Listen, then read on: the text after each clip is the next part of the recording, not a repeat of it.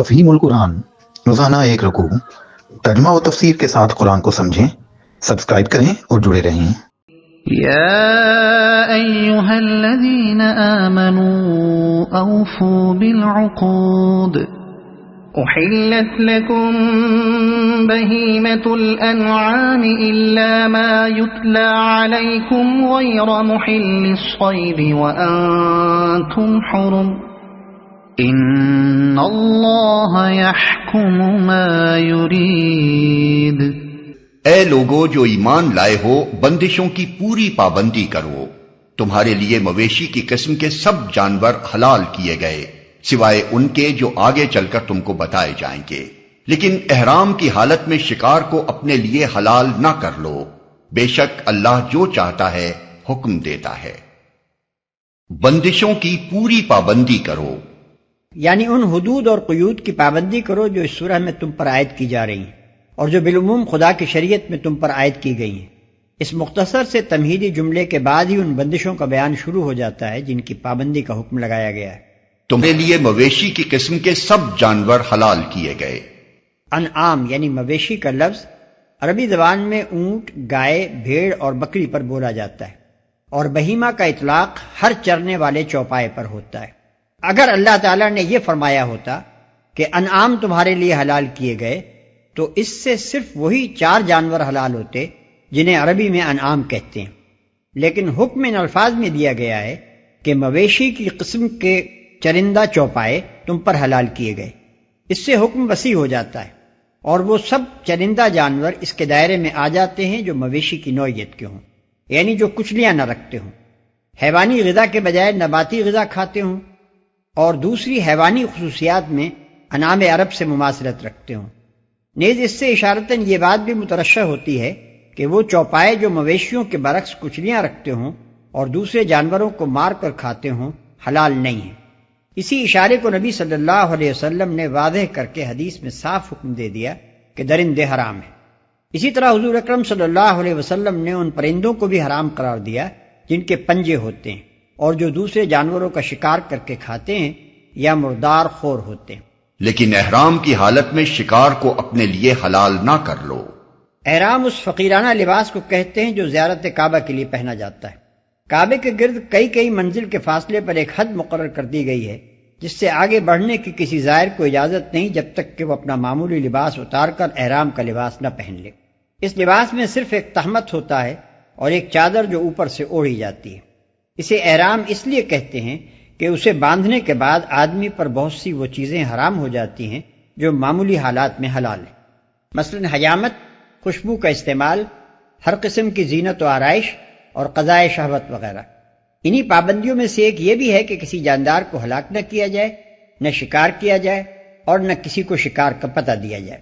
بے شک اللہ جو چاہتا ہے حکم دیتا ہے، یعنی اللہ حاکم مطلق ہے، اسے پورا اختیار ہے کہ جو چاہے حکم دے۔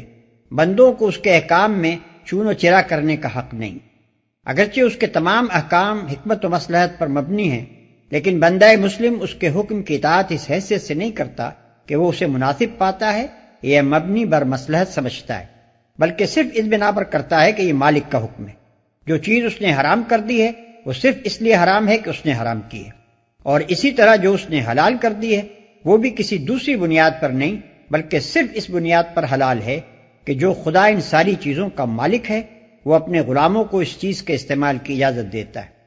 لہذا قرآن پورے زور کے ساتھ یہ اصول قائم کرتا ہے کہ اشیاء کی حرمت و حلت کے لیے مالک کی اجازت و عدم اجازت کے سوا کسی اور بنیاد کی قطعاً ضرورت نہیں، اور اسی طرح بندے کے لیے کسی کام کے جائز ہونے یا نہ ہونے کا مدار بھی اس کے سوا اور کچھ نہیں کہ خدا جس کو جائز رکھے وہ جائز ہے اور جسے ناجائز قرار دے وہ ناجائز۔ يا أيها الذين آمنوا لا تحلوا شعائر الله ولا الشهر الحرام ولا الهدي ولا القلائد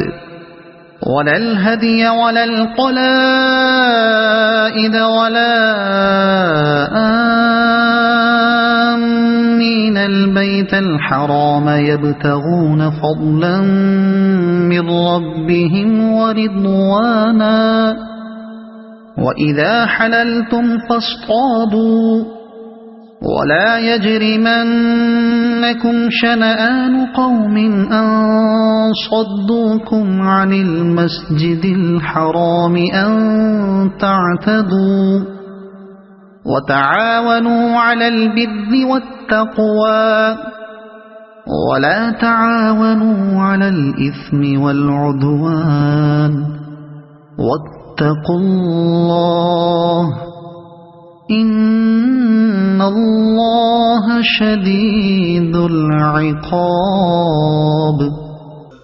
اے لوگو جو ایمان لائے ہو، خدا پرستی کی نشانیوں کو بے حرمت نہ کرو، نہ حرام مہینوں میں سے کسی کو حلال کر لو، نہ قربانی کے جانوروں پر دست درازی کرو، نہ ان جانوروں پر ہاتھ ڈالو جن کی گردنوں میں نظر خداوندی کی علامت کے طور پر پٹے پڑے ہوئے ہوں، نہ ان لوگوں کو چھیڑو جو اپنے رب کے فضل اور اس کی خوشنودی کی تلاش میں مکان محترم یعنی کعبہ کی طرف جا رہے ہوں۔ ہاں، جب احرام کی حالت ختم ہو جائے تو شکار تم کر سکتے ہو۔ اور دیکھو، ایک گروہ نے جو تمہارے لیے مسجد حرام کا راستہ بند کر دیا ہے، تو اس پر تمہارا غصہ تمہیں اتنا مشتعل نہ کر دے کہ تم بھی ان کے مقابلے میں ناروا زیادتیاں کرنے لگو۔ نہیں، جو کام نیکی اور خدا ترسی کے ہیں ان میں سب سے تعاون کرو، اور جو گناہ اور زیادتی کے کام ہیں ان میں کسی سے تعاون نہ کرو۔ اللہ سے ڈرو، اس کی سزا بہت سخت ہے۔ خدا پرستی کی نشانیوں کو بے حرمت نہ کرو۔ ہر وہ چیز جو کسی مسلک یا عقیدے یا طرز فکر و عمل یا کسی نظام زندگی کی نمائندگی کرتی ہو وہ اس کا شعار کہلائے گی، کیونکہ وہ اس کے لیے علامت یا نشانی کا کام دیتی ہے۔ سرکاری جھنڈے، فوج اور پولیس وغیرہ کے یونیفارم، سکے، نوٹ اور اسٹامپ حکومتوں کے شاعر ہیں۔ وہ اپنے محکوموں سے بلکہ جن جن پر ان کا زور چلے سب سے ان کے احترام کا مطالبہ کرتی ہیں۔ گرجا اور قربان گاہ اور صلیب مسیحیت کے شاعر ہیں۔ چوٹی اور زنار اور مندر برہمنیت کے شاعر، کیس اور کڑا اور کرپان وغیرہ سکھ مذہب کے شاعر، ہتھوڑا اور درانتی اشتراکیت کا شعار، سواستیکا آریہ نسل پرستی کا شعار۔ یہ سب مسلک اپنے اپنے پیرووں سے اپنے ان شاعر کے احترام کا مطالبہ کرتے ہیں۔ اگر کوئی شخص کسی نظام کے شاعر میں سے کسی شاعر کی توہین کرتا ہے تو یہ اس بات کی علامت ہے کہ وہ دراصل اس نظام کے خلاف دشمنی رکھتا ہے، اور اگر وہ توہین کرنے والا خود اسی نظام سے تعلق رکھتا ہو تو اس کا یہ فعل اپنے نظام سے ارتداد اور بغاوت کا ہم مانی ہے۔ شاعر اللہ سے مراد وہ تمام علامات یا نشانیاں ہیں جو شرک و کفر اور دہریت کے بالمقابل خالص خدا پرستی کے مسلک کی نمائندگی کرتی ہوں۔ ایسی علامات جہاں جس مسلک اور جس نظام میں بھی پائی جائیں، مسلمان ان کے احترام پر مامور ہیں، بشرطے کہ ان کا نفسیاتی پس منظر خالص خدا پرستانہ ہو، کسی مشرکانہ یا کافرانہ تخیل کی آلودگی سے انہیں ناپاک نہ کر دیا گیا ہو۔ کوئی شخص خواہ وہ غیر مسلم ہی کیوں نہ ہو، اگر اپنے عقیدہ و عمل میں خدائے واحد کی بندگی و عبادت کا کوئی جز رکھتا ہے تو اس جز کی حد تک مسلمان اس سے موافقت کریں گے اور ان شاعر کا بھی پورا احترام کریں گے جو اس کے مذہب میں خالص خدا پرستی کی علامت ہو۔ اس چیز میں ہمارے اور اس کے درمیان نزاع نہیں بلکہ موافقت ہے۔ نزاع اگر ہے تو اس امر میں نہیں کہ وہ خدا کی بندگی کیوں کرتا ہے، بلکہ اس امر میں ہے کہ وہ خدا کی بندگی کے ساتھ دوسری بندگیوں کی آمیزش کیوں کرتا ہے۔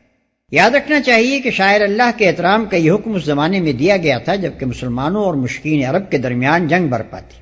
مکے پر مشرکین قابض تھے، عرب کے ہر حصے سے مشرک قبائل کے لوگ حج و زیارت کے لیے کعبے کی طرف جاتے تھے اور بہت سے قبیلوں کے راستے مسلمانوں کی زد میں تھے۔ اس وقت حکم دیا گیا کہ یہ لوگ مشرک ہی صحیح، تمہارے اور ان کے درمیان جنگ ہی صحیح، مگر جب یہ خدا کے گھر کی طرف جاتے ہیں تو انہیں نہ چھیڑو، حج کے مہینوں میں ان پر حملہ نہ کرو، خدا کے دربار میں نظر کرنے کے لیے جو جانور یہ لیے جا رہے ہوں ان پر ہاتھ نہ ڈالو، کیونکہ ان کے بگڑے ہوئے مذہب میں خدا پرستی کا جتنا حصہ باقی ہے وہ بجائے خود احترام کا مستحق ہے نہ کہ بے احترامی کا۔ مکان محترم کعبہ کی طرف جا رہے ہوں۔ شاعر اللہ کے احترام کا عام حکم دینے کے بعد چند شاعر کا نام لے کر ان کے احترام کا خاص طور پر حکم دیا گیا، کیونکہ اس وقت جنگی حالات کی وجہ سے یہ اندیشہ پیدا ہو گیا تھا کہ جنگ کے جوش میں کہیں مسلمانوں کے ہاتھوں ان کی توہین نہ ہو جائے۔ ان چند شاعر کو نام بنام بیان کرنے سے یہ مقصود نہیں ہے کہ صرف یہی احترام کے مستحق ہیں۔ جب احرام کی حالت ختم ہو جائے تو شکار تم کر سکتے ہو۔ احرام بھی من جملہ شاعر اللہ ہے، اور اس کی پابندیوں میں سے کسی پابندی کو توڑنا اس کی بے حرمتی کرنا ہے۔ اس لیے شاعر اللہ ہی کے سلسلے میں اس کا ذکر بھی کر دیا گیا کہ جب تک تم احرام بند ہو شکار کرنا خدا پرستی کے شاعر میں سے ایک شعر کی توہین کرنا ہے۔ البتہ جب شرعی قاعدے کے مطابق احرام کی حد ختم ہو جائے تو شکار کرنے کی اجازت ہے۔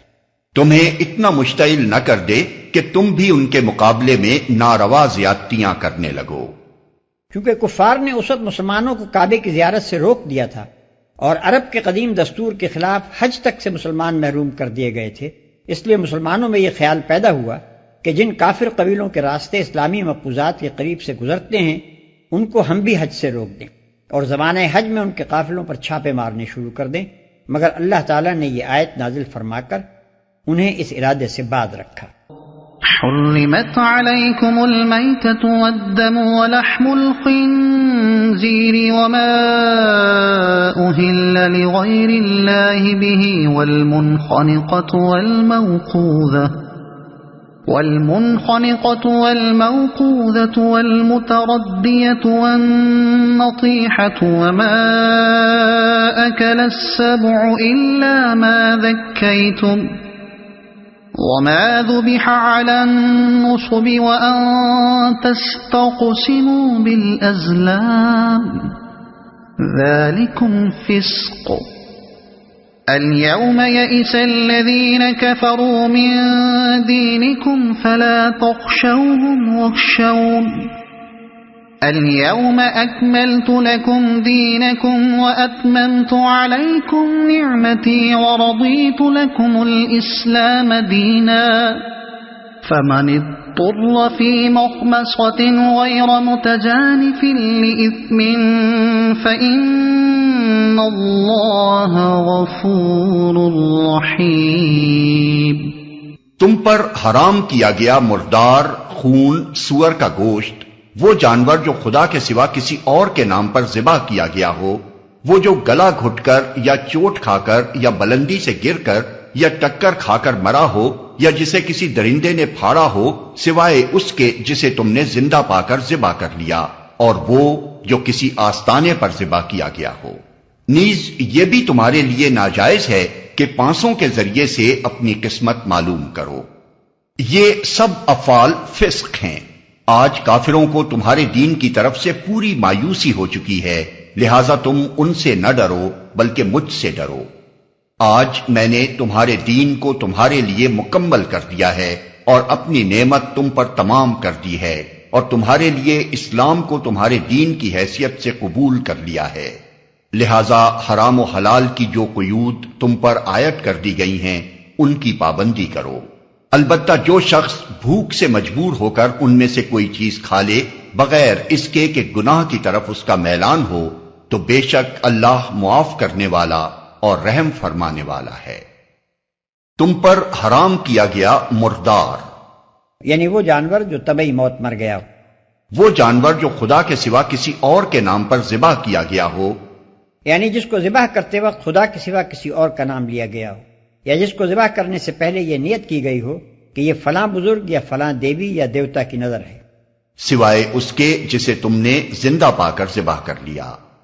یعنی جو جانور مذکورہ بالا حوادث میں سے کسی حادثے کا شکار ہو جانے کے باوجود مرا نہ ہو بلکہ کچھ آثار زندگی اس میں پائے جاتے ہوں، اس کو اگر ذبح کر لیا جائے تو اسے کھایا جا سکتا ہے۔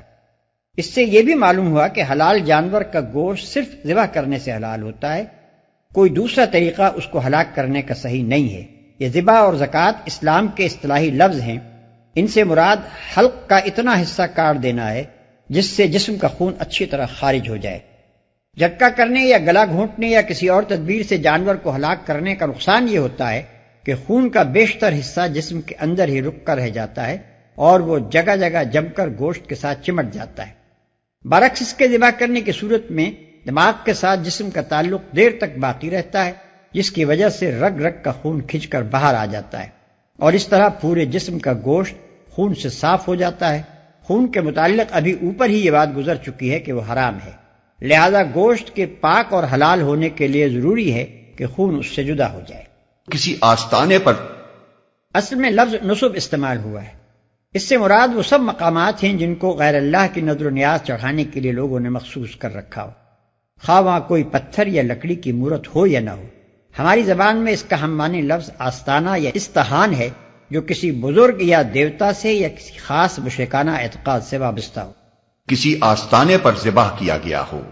اس مقام پر یہ بات خوب سمجھ لینی چاہیے کہ کھانے پینے کی چیزوں میں حرام و حلال کی جو قیود شریعت کی طرف سے عائد کی جاتی ہیں، ان کی اصل بنیاد ان اشیاء کے طبی فوائد یا نقصانات نہیں ہوتے، بلکہ ان کے اخلاقی فوائد و نقصانات ہوتے ہیں۔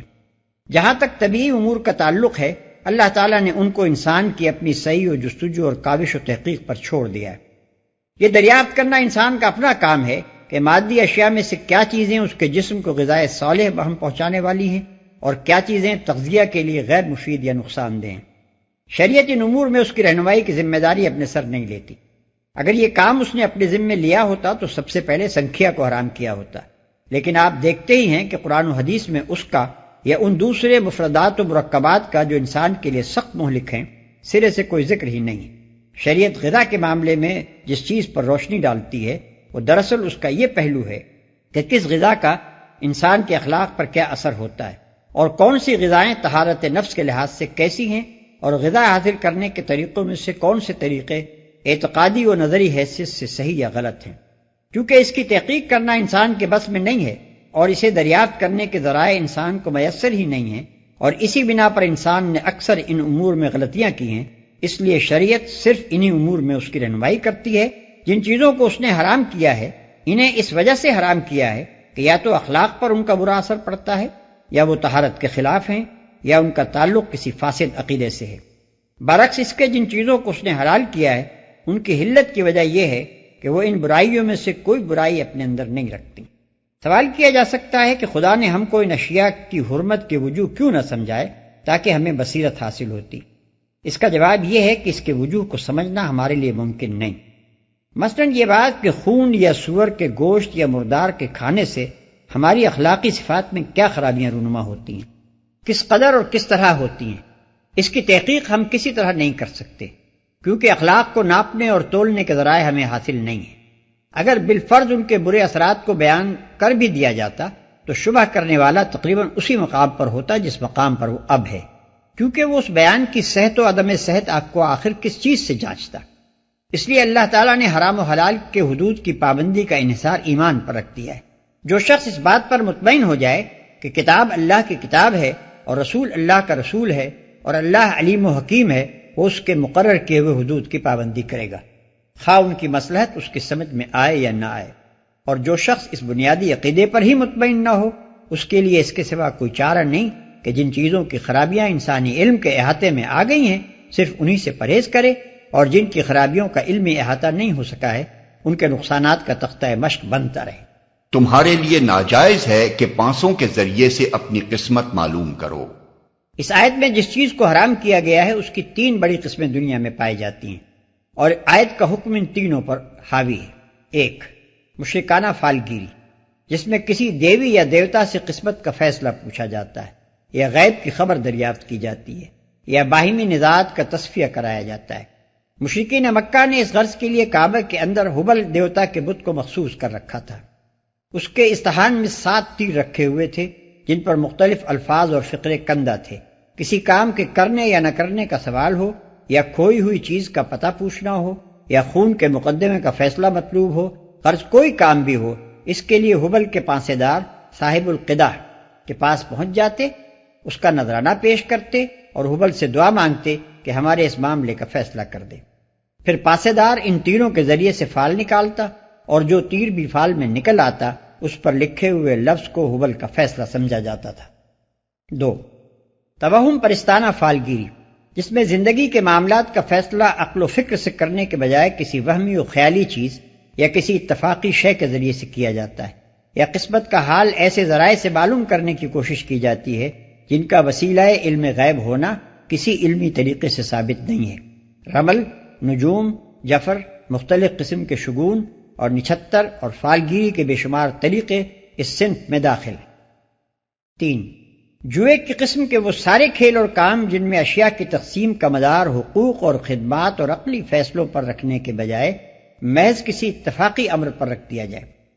مثلا یہ کہ لاٹری میں اتفاقاً فلاں شخص کا نام نکل آیا ہے، لہذا ہزارہا آدمیوں کی جیب سے نکلا ہوا روپیہ اس ایک شخص کی جیب میں چلا جائے، یا یہ کہ علمی حیثیت سے تو ایک معمے کے بہت سے حل صحیح ہیں، مگر انعام وہ شخص پائے گا جس کا حل کسی معقول کوشش کی بنا پر نہیں بلکہ محض اتفاق سے اس حل کے مطابق نکل آیا ہو جو صاحب معمہ کے صندوق میں بند ہے۔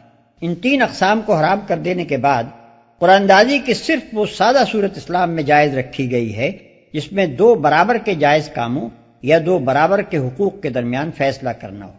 مثلا ایک چیز پر دو آدمیوں کا حق ہر حیثیت سے بالکل برابر ہے، اور فیصلہ کرنے والے کے لیے ان میں سے کسی کو ترجیح دینے کی کوئی معقول وجہ موجود نہیں ہے، اور خود ان دونوں میں سے بھی کوئی اپنا حق خود چھوڑنے کے لیے تیار نہیں ہے۔ اس صورت میں ان کی رضامندی سے قرآن اندازی پر فیصلے کا مدار رکھا جا سکتا ہے۔ یا مثلا دو کام یکساں درست ہیں اور عقلی حیثیت سے آدمی ان دونوں کے درمیان مذبذب ہو گیا ہے کہ ان میں سے کس کو اختیار کرے۔ اس صورت میں ضرورت ہو تو قرآن اندازی کی جا سکتی ہے۔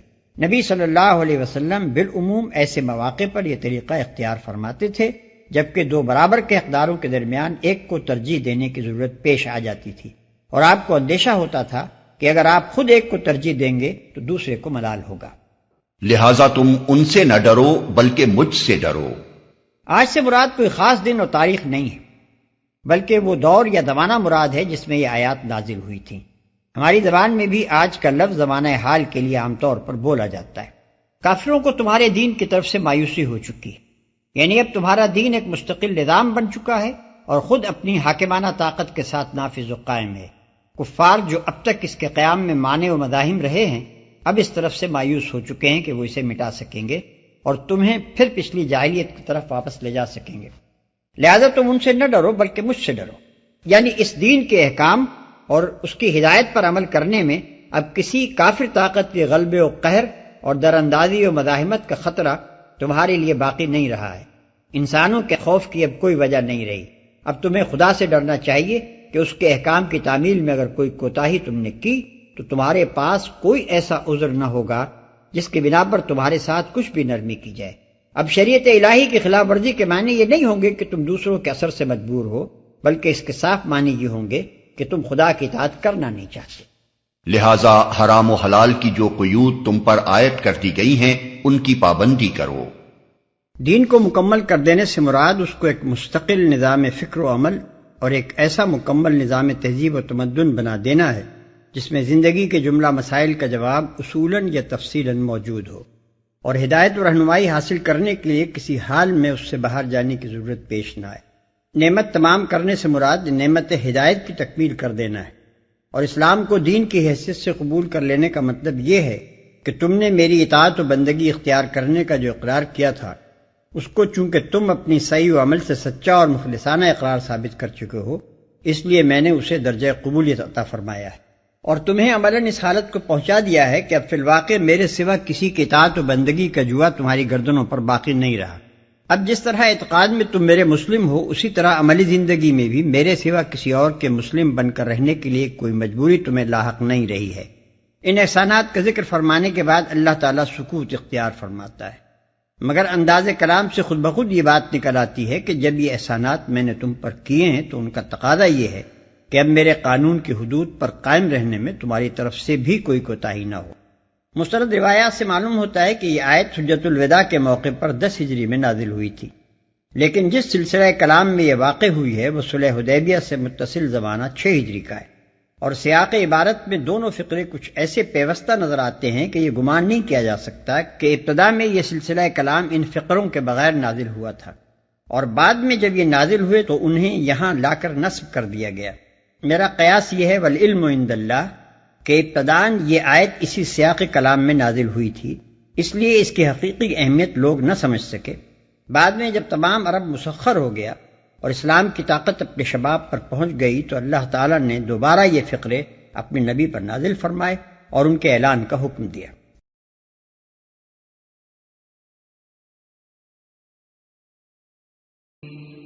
يسألونك ماذا أحل لهم قل أحل لكم الطيبات وما علمتم من الجوارح مكلبين تعلمونهن مما علمكم الله فَكُلُوا مِمَّا أَمْسَكْنَ عَلَيْكُمْ وَاذْكُرُوا اسْمَ اللَّهِ عَلَيْهِ وَاتَّقُوا اللَّهَ إِنَّ اللَّهَ سَرِيعُ الْحِسَابِ۔ لوگ پوچھتے ہیں ان کے لیے کیا حلال کیا گیا ہے؟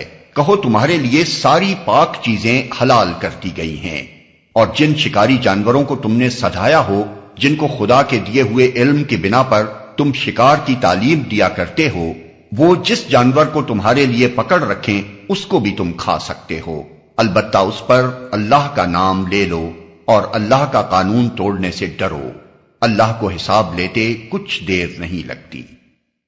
کہو تمہارے لیے ساری پاک چیزیں حلال کر دی گئی ہیں۔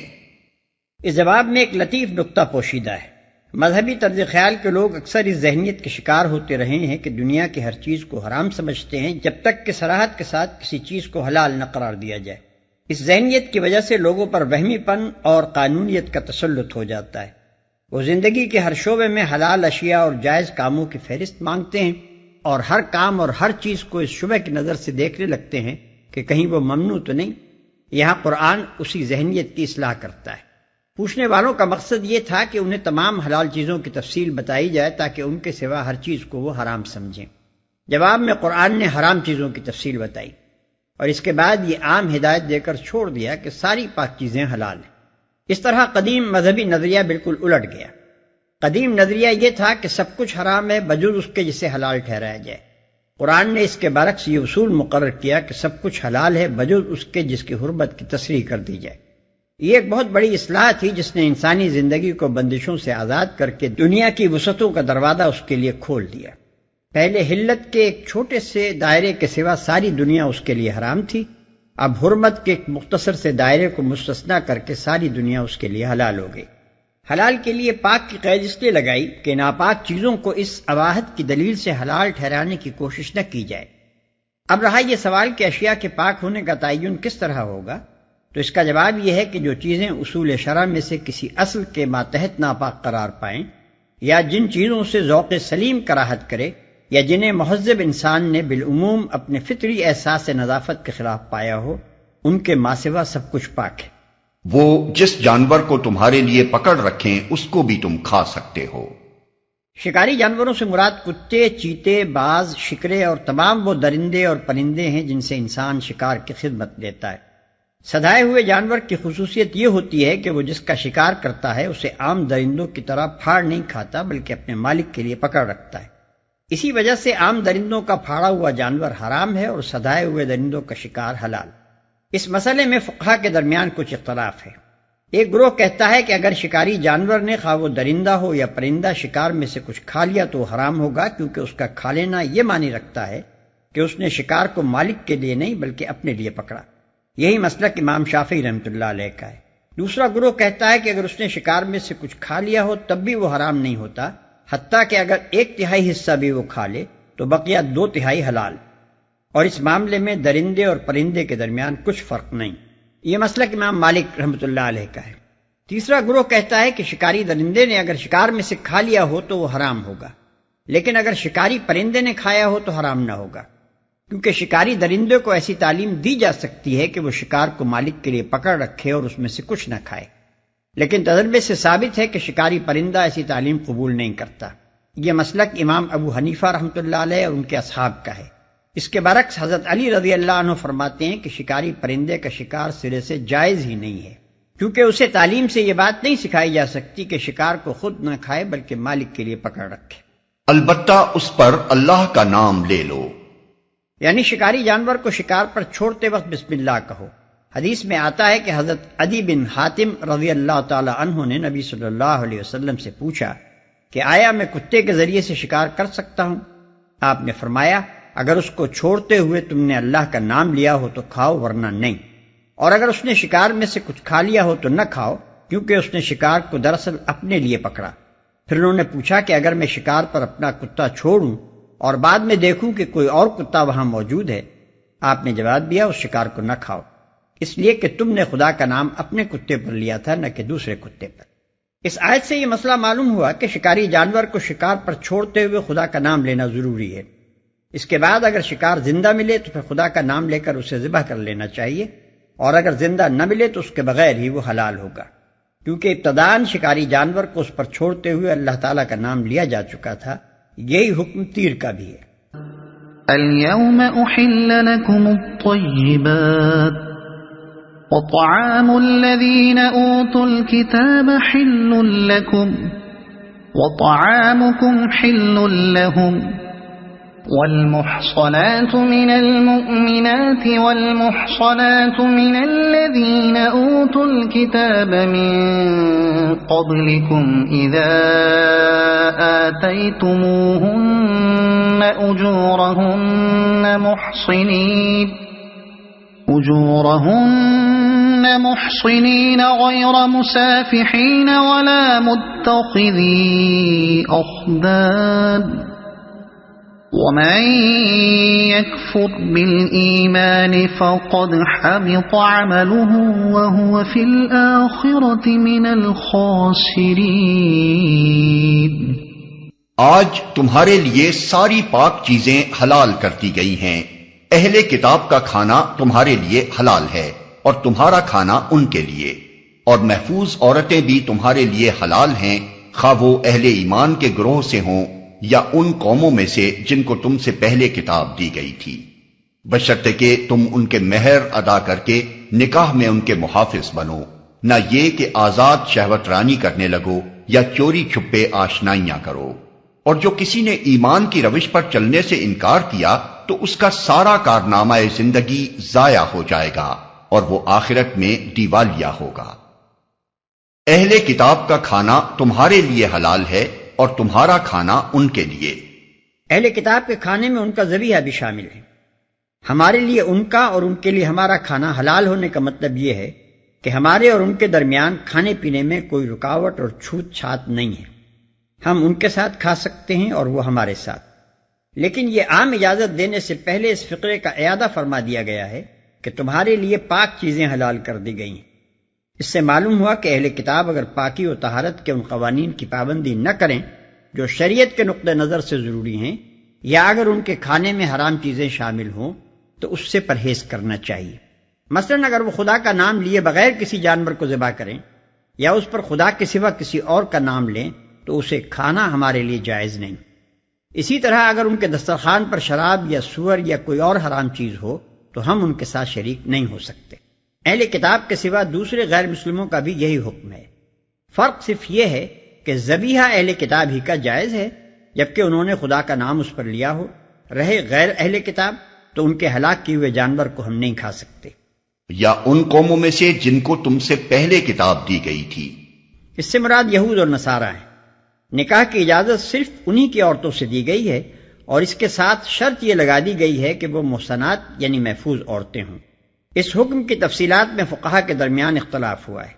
ابن عباس رضی اللہ عنہما کا خیال ہے کہ یہاں اہل کتاب سے مراد وہ اہل کتاب ہیں جو اسلامی حکومت کی رعایا ہوں۔ رہے دارالحرب اور دارالکفر کے یہود و نصارہ تو ان کی عورتوں سے نکاح کرنا درست نہیں۔ حنفیہ اس سے تھوڑا اختلاف کرتے ہیں۔